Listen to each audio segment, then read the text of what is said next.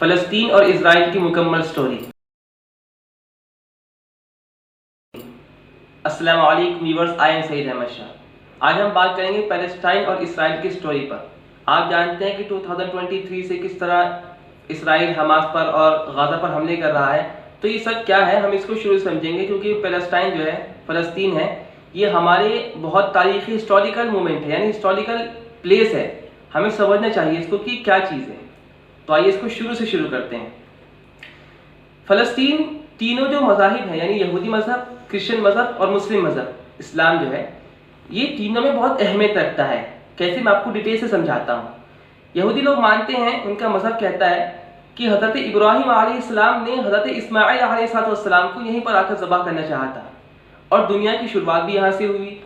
اسی طریقے سے عیسائی کہتے ہیں کہ ہمارا سب سے بڑا چرچ بھی یہاں موجود ہے، اور حضرت عیسیٰ علیہ السلام یہاں پر پیدا ہوئے اور آپ کو یہیں پر سولی پر لٹکایا گیا۔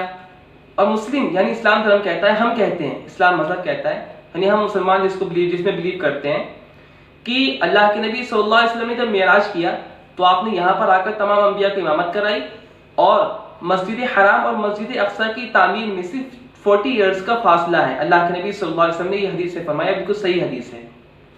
یعنی مسجد حرام پہلے بنی اور اس کے 40 سال بعد مسجد اقصی بنی۔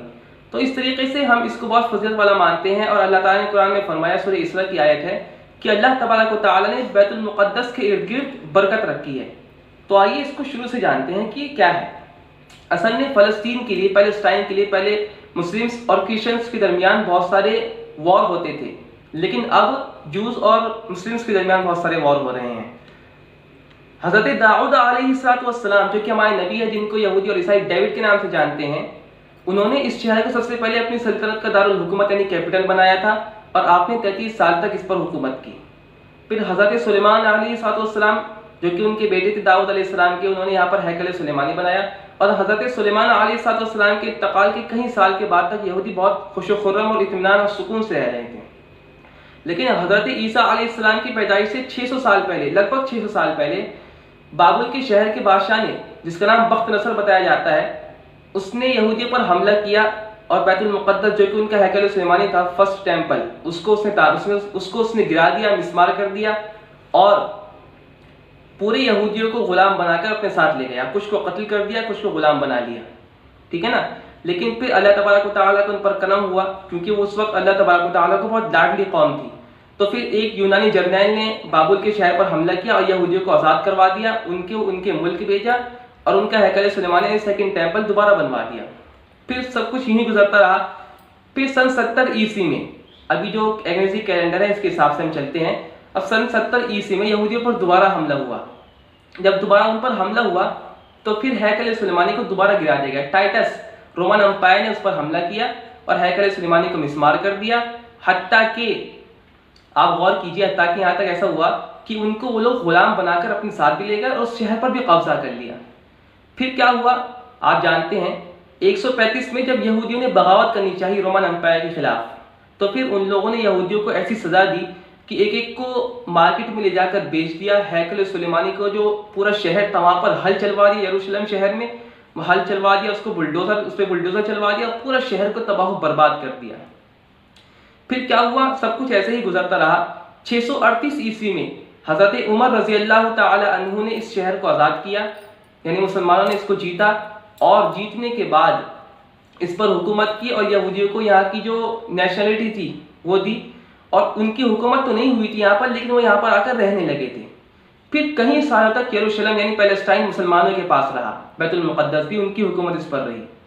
پھر 900 تقریباً آپ دیکھیے 1099 میں جب خلافت عباسیہ نے مسلمانوں کی حکومت کمزور ہونے لگی، تو پھر ایسا ہوا کہ مسلمانوں کی حکومت کمزور ہونے سے عیسائی کرسچنس کا اس پر حملہ ہو گیا، اور کرسچنس نے اس کو فتح کر لیا، اس کے بعد ایکوپائی کر لیا۔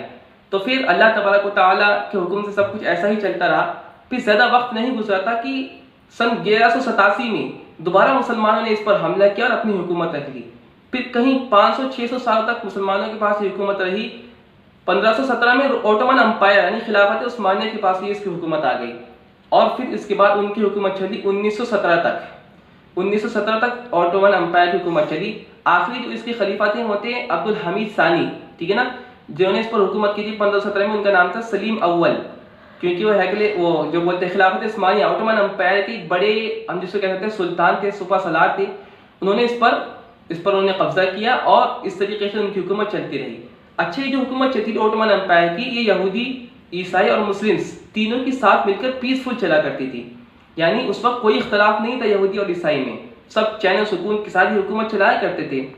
लेकिन कुछ यहूदी 1800 में आने लगे थे, इसको अब्दुल हमीद सानी ने समझ लिया कि यहाँ पर कुछ गड़बड़ होने वाली है, यहाँ पर कुछ बड़ा होने वाला है, लेकिन उन्होंने इस पर कंट्रोल रखा। तो नाज़रीन इकराम, ये बात जो आप जानते हैं इसको मैं अगले बताऊंगा अगले एपिसोड में, यानी पार्ट 2 में। इसलिए आप इस वीडियो को, इस चैनल को सब्सक्राइब कर लीजिए ताकि आप इस वीडियो का पार्ट 2 देख सके। और अगर आपको वीडियो अच्छी लगी तो उसको शेयर भी कीजिएगा और पार्ट 2 का नेक्स्ट वेट भी कीजिएगा। अल्लाह हाफिज़।